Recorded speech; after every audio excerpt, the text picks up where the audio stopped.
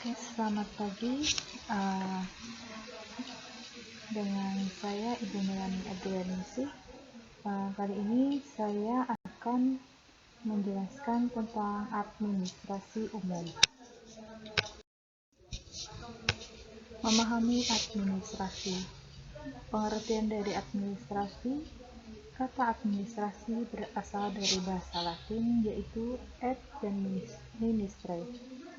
Ad yaitu intensif dan ministre yaitu membantu, melayani, atau memenuhi. Sedangkan dalam bahasa Inggris disebut administration yang berarti tata usaha.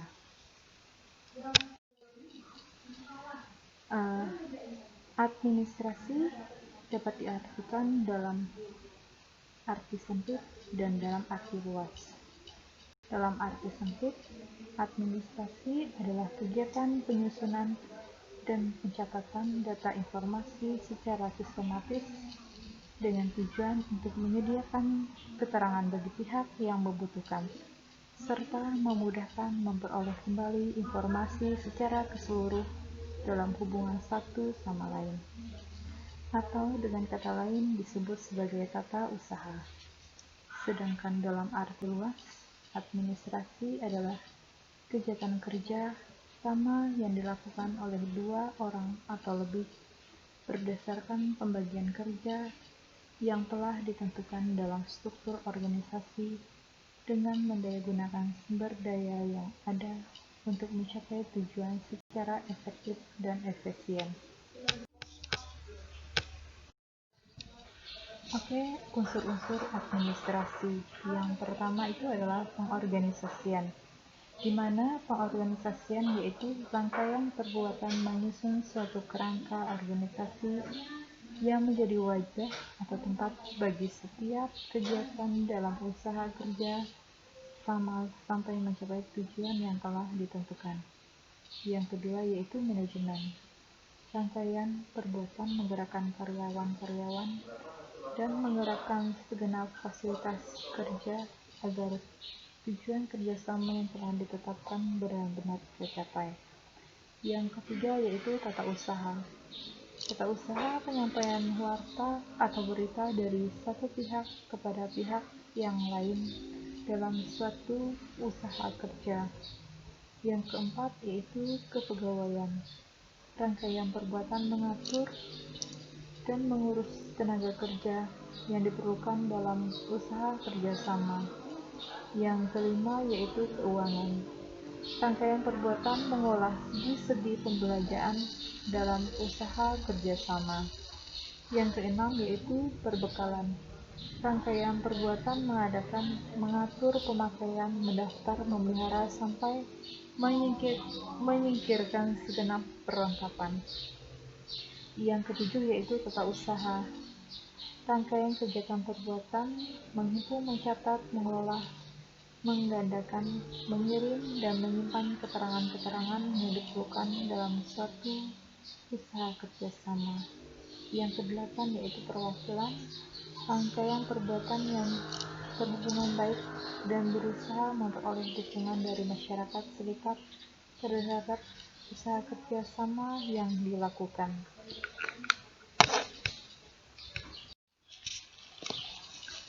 Fungsi administrasi yang pertama yaitu fungsi rutin, fungsi teknis, fungsi analis, fungsi interpersonal, dan fungsi manajerial.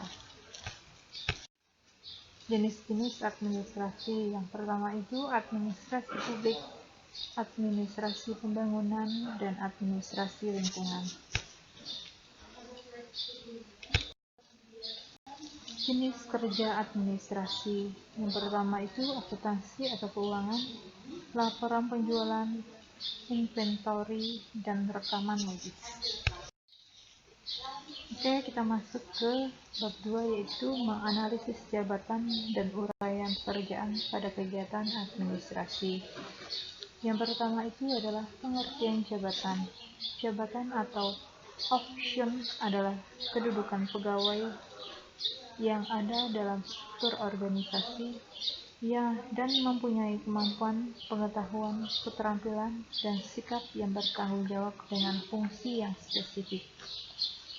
Jenis jabatan: kepala kantor, pimpinan kantor, direktur kantor, manajerial, staf dan pembagian pembantu ahli, kepala personal atau HRD, kepala tata usaha atau kepala administrasi. Pengertian analisis jabatan dapat diartikan sebagai suatu aktivitas mengkaji, mempelajari, mengumpulkan, mencatat, dan menganalisis ruang lingkup suatu pekerjaan secara sistematis dan sistematik. Selain itu, hasil analisis jabatan juga berguna untuk menarik informasi yang berkaitan dengan hal-hal berikut. Yang pertama adalah deskripsi pekerjaan. Yang kedua adalah spesifikasi pekerjaan. Yang ketiga adalah desain pekerjaan.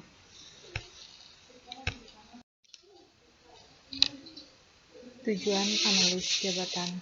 Yang pertama itu memperoleh tenaga kerja pada posisi yang tepat, memberikan kepuasan pada diri tenaga kerja, menciptakan iklim dan kondisi kerja yang kondusif.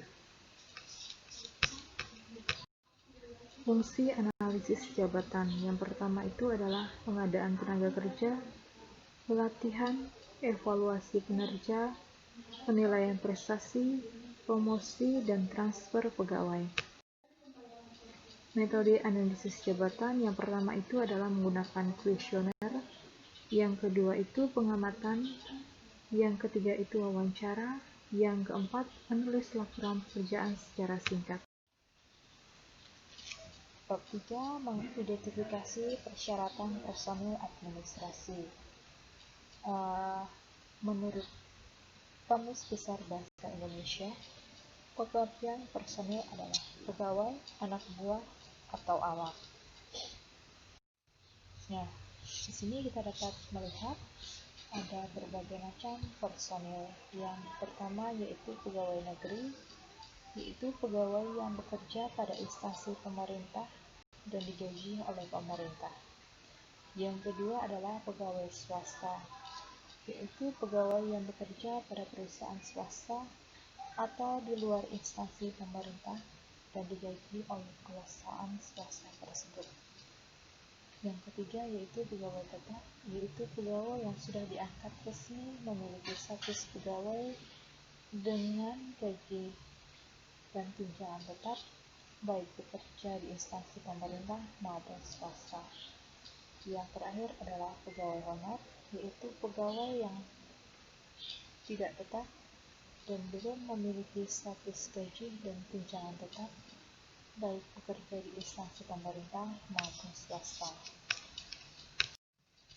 Macam-macam personel administrasi. Yang pertama adalah administrasi atau petugas pelaksana administrasi. Yang kedua adalah manajer.